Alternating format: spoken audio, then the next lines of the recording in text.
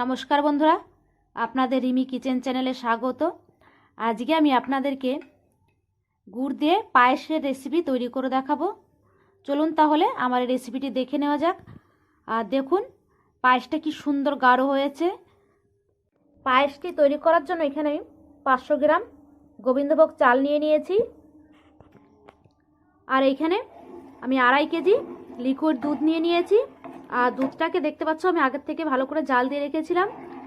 আর এবার আমি পায়েসটাকে তৈরি করার জন্য দুধটাকে আবার উনানে বসিয়ে দিয়েছি।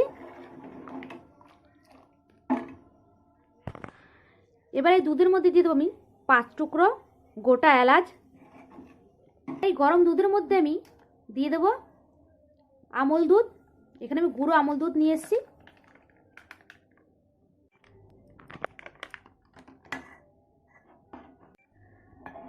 আমল দুধটা দিয়ে এইভাবে অনবরত নেড়েচেড়ে রাখতে হবে, না হলে দলা পাকিয়ে যাবে।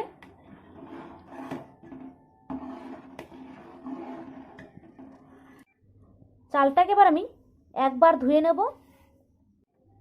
এবার এই দুধের মধ্যে আমি চালটাকে দিয়ে দেব। চালটা বেশি বারে বারে ধোয়া যাবে না, তাহলে চালের যে খুব সুন্দর একটা গন্ধ, ওই গন্ধটা বাইরে বেরিয়ে যাবে। চালটা দিয়ে এইভাবে অনবরত নেড়েচেড়ে নিতে হবে, তা না হলে নিচে লেগে যাওয়ার সম্ভাবনা আছে।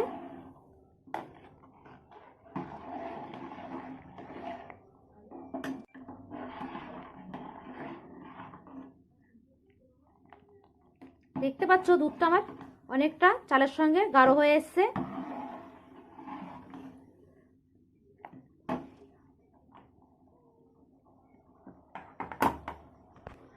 আর এখানে আমি 750 গ্রাম খেজুর গুড় নিয়ে নিয়েছি। আমি এখানে একটা পাটালি এভাবে ভেঙে নিয়েছি, আর বাকি পাটালিটা আমি অন্য একটা পাত্রে রেখে দিয়েছি। গুড়টা দিয়ে এবার এভাবে অনবরত নেড়ে চেড়ে নেব। আর বাকি গুড়টা আমি এবার এর মধ্যে দিয়ে দেব।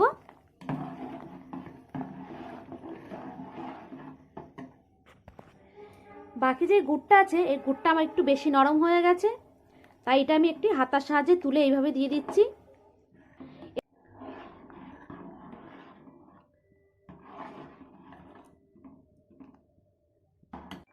এবার আমি পায়েসের মধ্যে দিয়ে দেব সামান্য পরিমাণে লবণ। লবণটা দিলে পায়েসের স্বাদটা বেড়ে যায় আর খেতে বেশ ভালো লাগে। পায়েসটা আমার অনেকটা গাঢ় হয়ে এসছে। এবার এই মুহূর্তে আমি দিয়ে দেব কাজু। আর কাজুগুলোকে ঠিক আমি ছোট ছোট করে এভাবে টুকরো করে নিয়েছি।